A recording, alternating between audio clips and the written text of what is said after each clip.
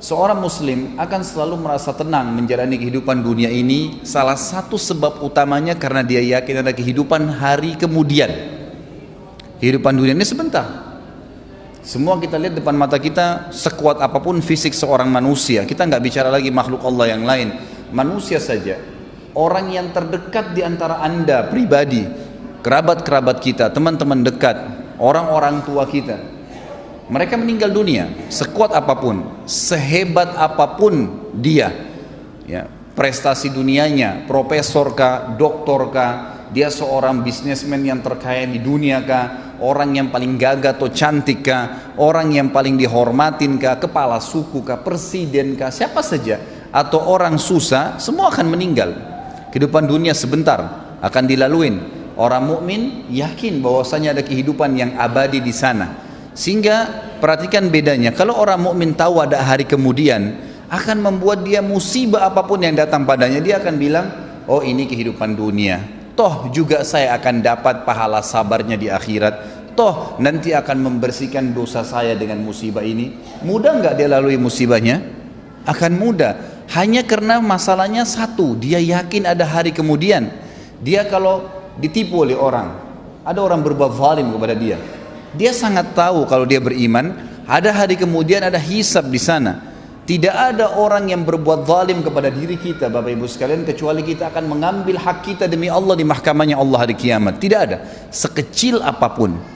Jadi dalam tafsir ayat wa may ya'mal mithqala dzarratin khairan yara, siapa yang berbuat kebaikan sebesar biji sawi dia akan lihat hari kiamat. Kata ulama, dihadirkan di depannya tempat dia lakukan pada saat itu, jenis pekerjaannya, waktunya, seperti dia melihat sebuah cuplikan film yang dia lihat bagaimana dia melakukannya, dan dia ingat wa may ya'mal mithqala dzarratin syarran yara, dan siapa yang berbuat keburukan sekecil biji sawi pun dia akan lihat pada hari kiamat tempatnya, kapan dia lakukan, siapa yang sedang dia jahati, dan seterusnya akan diperlihatkan pada hari kiamat.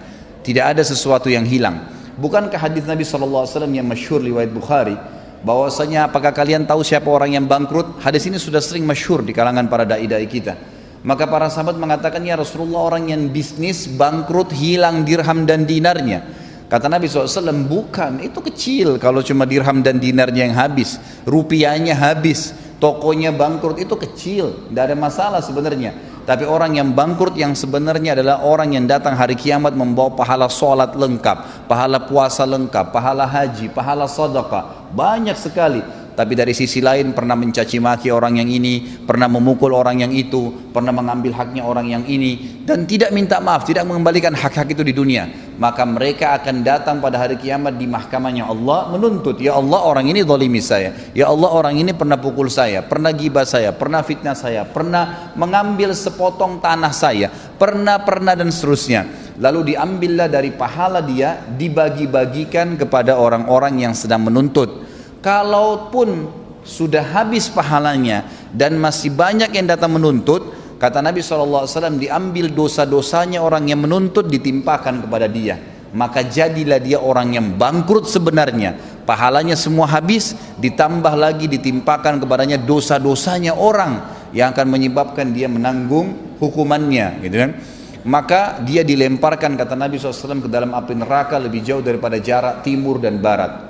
Perhatikan kalau orang beriman membaca hadis ini, kira-kira apa yang membuat dia khawatir kalau dia terzalimi di dunia? Gak ada sesuatu. Kalau kita tidak bisa mengambil hak kita di dunia, kita akan panen dalam bentuk pahala pada hari kiamat, akan melahirkan ketenangan jiwa. Kita akan tenang, ternyata tidak ada yang hilang tuh.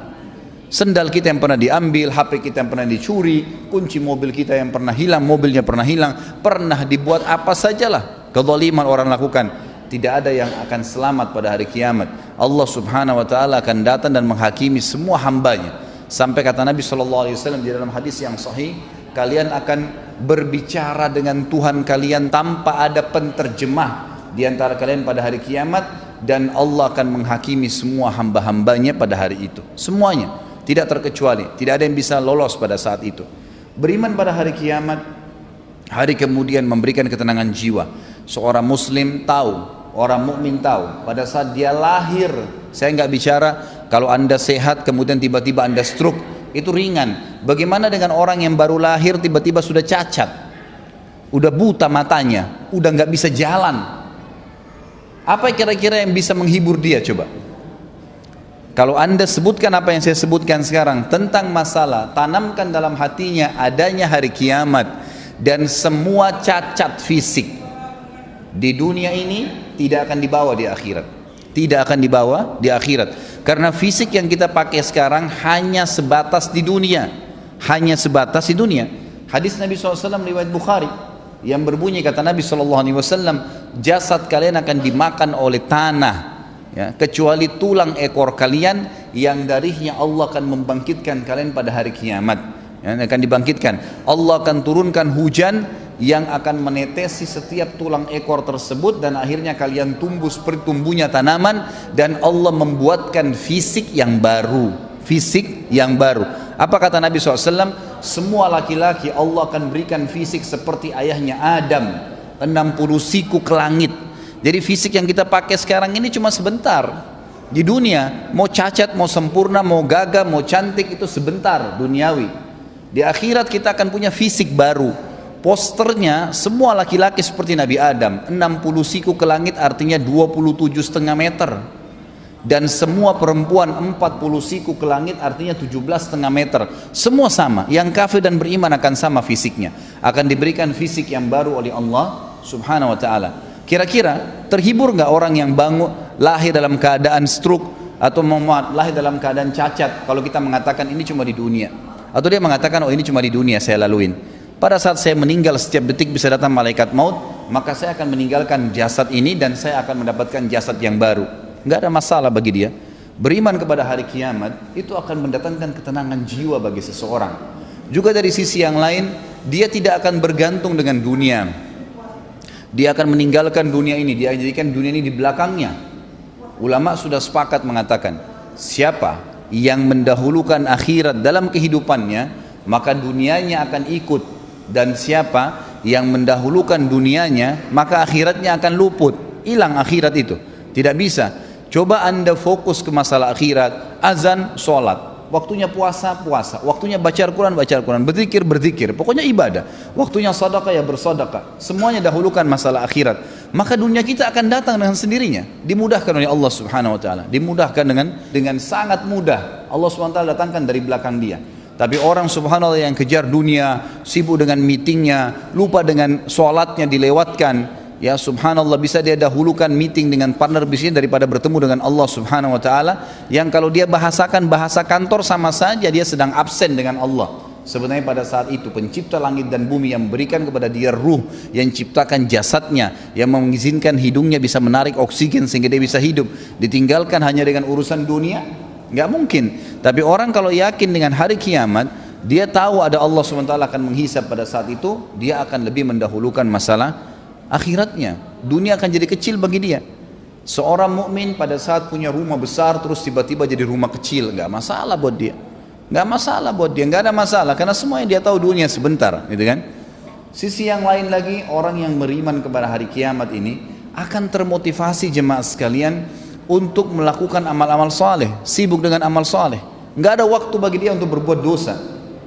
Ingat, setiap dosa yang kita lakukan kalau berhubungan dengan Allah Subhanahu wa ta'ala, zina, tidak sholat, syirik, berhubungan dengan Allah Subhanahu wa ta'ala langsung, kita taubat kepada Allah, Allah ampuni. Tetapi perbuatan dosa itu akan mendatangkan konsekuensi dari Allah. Hukumannya ada, pembersihan dosa itu.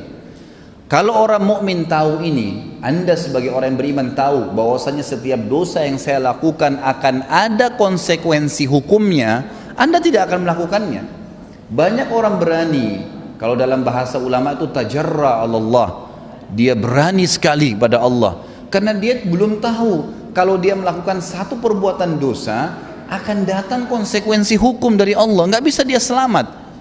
Umumnya kata ulama, kalau telinganya melakukan perbuatan masalah, matanya melihat yang haram, hidungnya menghirup yang haram, lisannya mengucapkan kalimat yang haram, bibirnya mungkin mencium sesuatu yang diharamkan, tangannya menjama yang haram, kepalanya diletakkan pada yang haram, kemaluannya diletakkan pada yang haram, kakinya melangkah pada tempat yang haram, pasti di anggota-anggota tubuh ini Allah datangkan hukuman. Jangan heran kalau Anda pernah berbohong, tiba-tiba ada satu waktu kena sariawan. Itu sudah umum kata ulama kalau berhubungan dengan Allah subhanahu wa ta'ala. Atau bisa Allah datangkan musibah yang lain. Allah subhanahu wa ta'ala mendatangkan hukuman. Maka Bapak Ibu sekalian jangan merasa aman dengan dosa kepada Allah subhanahu wa ta'ala. Enggak main-main itu. Kalau kita tahu dan kita beriman bahwasanya al-jaza min jinsil amal, sebagaimana sabda Nabi SAW, akan datang balasan sesuai dengan kadar perbuatan seseorang, maka kita tidak akan lakukan itu. Begitu pula dengan berhubungan masalah haknya manusia, mencuri, menggibah, memfitnah, haknya manusia, mengambil haknya dia. Kalau kita tidak kembalikan, mungkin karena kita anggap kita orang hebat, punya strategi, punya cara untuk menipu orang, atau punya ilmu, atau punya kedudukan, lalu kemudian kita menindas orang lain, orang itu tidak bisa menuntut. Nggak ada yang selamat dari mahkamah Allah SWT. Perhatikan kata ulama, hari ini Anda menipu, besok pasti Anda ditipu, pasti. Hari ini Anda berbohong, besok Anda akan dibohongi. Hari ini Anda menggunjing, lusa dan kapanpun waktunya Anda akan digunjing dengan orang. Balasan akan datang sesuai dengan kadar perbuatan. Itu di dunia ya, belum akhirat. Kalau dia tidak taubat akan datang hukuman yang berat di hari kiamat nanti. Kalau kita tahu dan sadar bahwasanya ada hisab hari kiamat, kita akan lebih hati-hati, tidak akan mudah untuk melakukan perbuatan dosa, karena berat di dunia, berat juga di akhirat nanti.